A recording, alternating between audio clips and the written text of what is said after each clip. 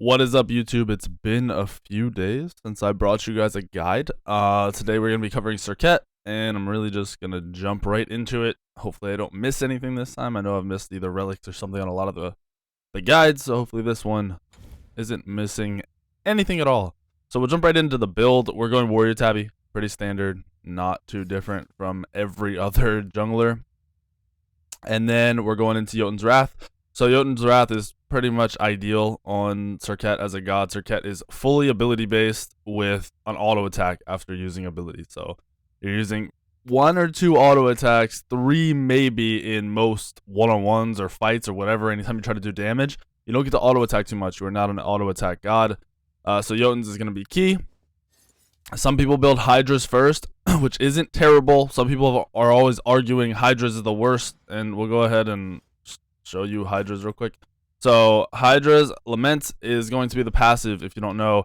Is for 8 seconds after using an ability, your next basic attack will deal an additional 30% damage. Now that means anytime you use an ability and you auto attack, you get extra damage. Well, in Serqet, you usually don't want to use just one ability and auto attack. You want to use your 2 and then your 1 and then auto attack, or use your full combo alt 2 1 auto attack. So that means your Hydras doesn't get used off of all 3 or 4 of your abilities depending on how you're using them, which would be ideal on a god you're building Hydras on. But however, like besides that, obviously you're not using it on each ability. Everyone understands that. You are getting extra burst every time you are using that auto attack. So every time you 2 in 1 combo and you get your poisons up and you take that percentage health off, you also get extra damage from Hydra's Lament. So you can go this item. It's actually a lot better than people give it credit for on Serqet. I just am not really a big Hydra's Lament person, and I've always built Jotuns on Serqet, so it feels the most comfortable for me. Now, if you get ahead early, Deathbringer is going to be a good third item. It basically makes it so once you 2-1 combo, you can one-shot somebody, pretty much. You can, a mage at least, you can do a lot of fucking damage. And then I'll build into Brawlers for more pen and more damage. Also has anti-heal, which is awesome. Then Malice, and like I said, Serqet is all about getting the damage up on somebody. You pretty much combo somebody and either auto them the last few times to kill them, or you combo somebody and leap away, get that poke off, wait for your abilities to reset, and then go in and do it again. So Malice adds to the poke, adds to the crit chance, and it's more power, which is awesome. Next up, you've got Titan's Bane, just to round out the pen and a little bit more power. You're missing CDR on this build, which is not always ideal, but with the way items are, it's kind of how it works out on Serqet most of the time. Now, if you don't get ahead, if you fall behind, or you're just not feeling the crit build, you can change all this up. You can build Brawlers here. We'll go ahead and jump over and show you guys. So you can build Brawlers here. Oh, it's not going to let me. Alright, so you build Brawlers here. Get that up. Alright, we got Brawlers, and then you can go into a defensive item if you are behind. I actually like having a defensive item on Serqet most of the games, unless I really am snowballing. So my ideal build, if I'm behind or even if I'm just feeling more defense with the way the game's going, would turn into this. And this is way more comfortable for you if you're a new Serqet player and you are just used to doing a ton of damage. So you're looking at Brawler's third now, just to get more power and more pen up, so your abilities are doing more damage, obviously more base damage. You get Spirit Road up, which gives you more CDR. You're not quite capped, but it's an awesome defensive item for being in fights. Serqet ideally doesn't want to be in the middle of a fight, but Spirit Road will help that if that is the situation you're put into.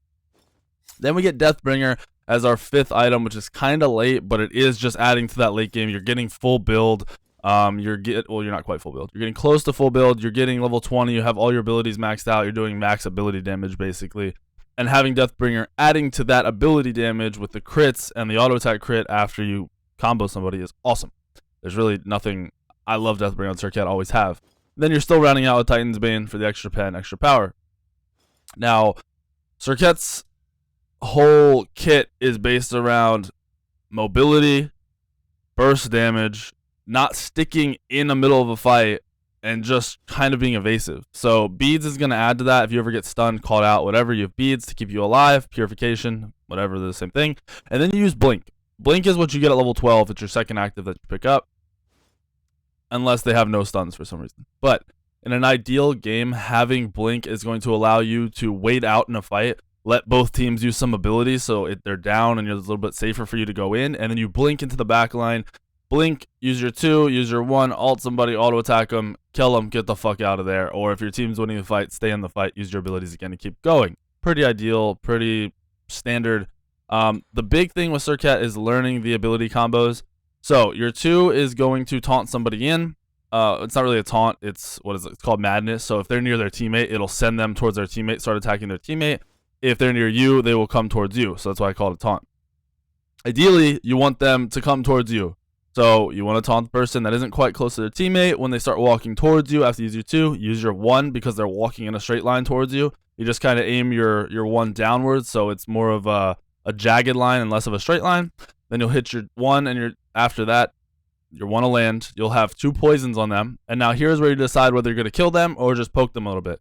After doing this, if you auto attack, you can see in the passive, you'll have 2 poisons up, as I said, and you can do 10% of their health with an auto attack. So there's your choice. Do you want to do 10% of their health with an auto attack, or do you want to ult them to get the 3rd poison up?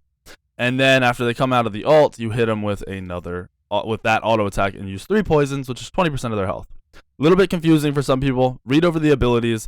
They're pretty straightforward, especially if you go into like a jungle practice and use them and kind of see the poisons going up on the bots. Really understandable, not too difficult.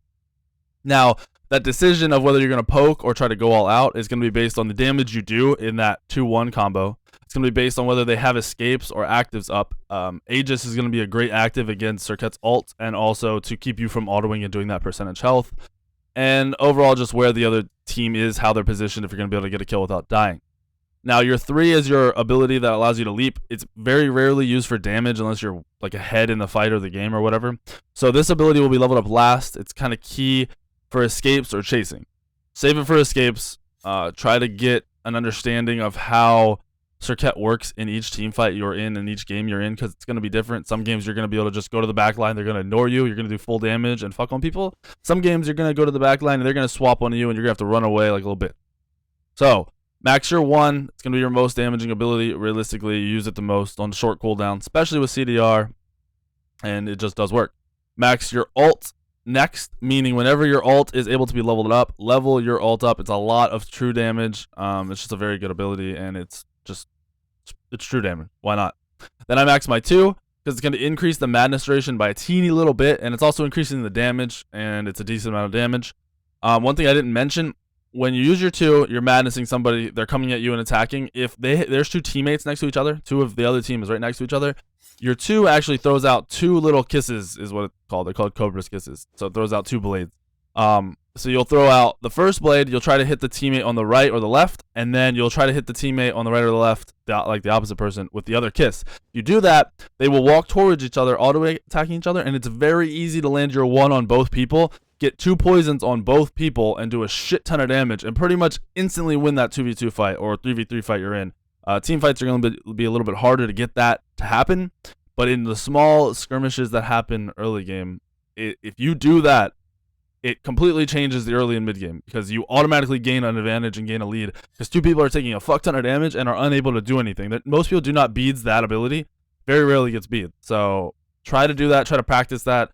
It's something that becomes it's never easier to do. You get a little more used to trying to do it as you attempt it over and over and over again. So we went over abilities. We went over actives. Obviously, you're starting with Bumba's Mask on every jungler ever. Every time you jungle, you're starting with Bumba's Mask. And then here is the full build in the order that I go.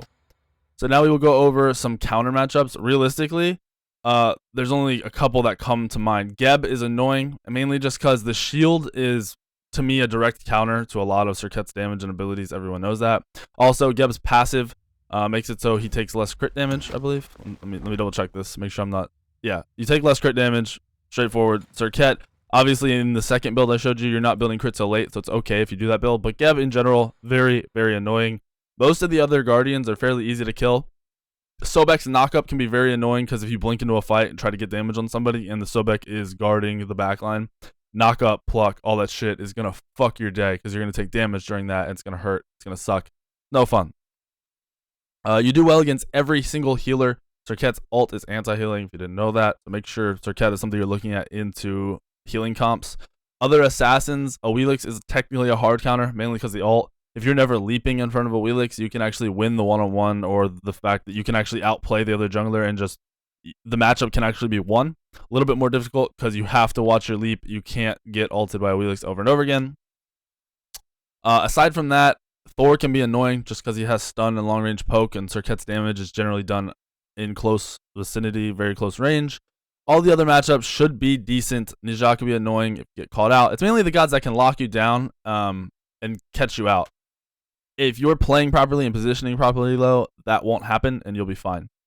Now, mages, there's 2 mages that are very, very annoying. Agni, the fact that the dash does damage, also has a long range lockdown that a lot of mages do not have, makes Agni one of the hardest counters, along with Kukulkan. Kukulkan can beads or just ult right before you ult, and it'll hit you while you're on the head of somebody or the Kukulkan, and it fucks your day. Or if Kukulkan sees you ulting somebody, Kukulkan can drop the tornadoes on top of you, and then 1 you, and you're pretty much dead late game. Kukulkan just does so much damage, so it's something you have to watch out for because you're standing still. These gods that take advantage of Serqet standing still instantly is what you have to watch out for. Even Scylla, if Scylla ults and then you ult while Scylla's on an ult, you get fucked on. But it's mainly Kukulkan and Agni that I hate to play against. Now, hunters-wise, you're fine. I don't mind any of the hunters at all. Neith can be annoying just because if you're ganking solo lane, the Neith can have a presence, which is super frustrating. Other than that, I don't mind any of the junglers at all. Any of the hunters at all. They're all fairly simple. And as I said, warrior is not too bad, especially ones that heal. So Vamana, you're a pretty good counter to. Amma, good counter to. Erlang, very, very good counter to. Even Osiris and gods that don't have a lot of mobility, you can kill. Guan, you're a counter to. Chak, you're a counter to, in my opinion. It's just, even Wukong, if you can get your ult on Wukong, when Wukong is low health and he ults, he doesn't heal in his ult as long as your poison is still on him. As long as the damage is sticking, as long as your ult is still on him. So you can actually keep him from healing in his ult and kill him while he's up in the air. It's kind of crazy. So Serqet really does well against a lot of these. It's just the team fight is where Serqet struggles. It's very hard to get into the back of a lot of team fights when teams are playing properly and using their head and paying attention to where Serqet's at. But if you get ahead on Serqet, you can snowball out of control. It's ridiculous. So hopefully this video helped you guys a little bit. Got the build, got the relics, got the play style, got a second build, got the matchups that are good and bad. Yeah, so there will be a gameplay in a little bit. If you're watching this later on, then there's a gameplay up right now of Serqet. So make sure you go watch it. And hopefully this video helps you out a little bit, a lot, however much. Let me know in the comments if there's any gods you want done. I'm trying to do, all right, so I've said this. I'm doing assassins first. We're going to knock out assassins. Then we're going to move on to either warriors or mages. I think I'm going to do mages next, and I'm going to try to get help from people that play mid lane a little bit more. I don't know if they're going to be in the video, but I'm going to get advice on shit and information from them to put into my video. So, yeah, if you want any god specifically, drop it in the comments below. Please leave a like if you like these videos. It helps a lot just knowing that I'm doing something you guys enjoy, if I should do more of it, less of it, add things, all that good stuff. So let me know and watch the video later for more information on playing Serqet. I will see you guys in that video, and then I will see you guys tomorrow with hopefully another guide.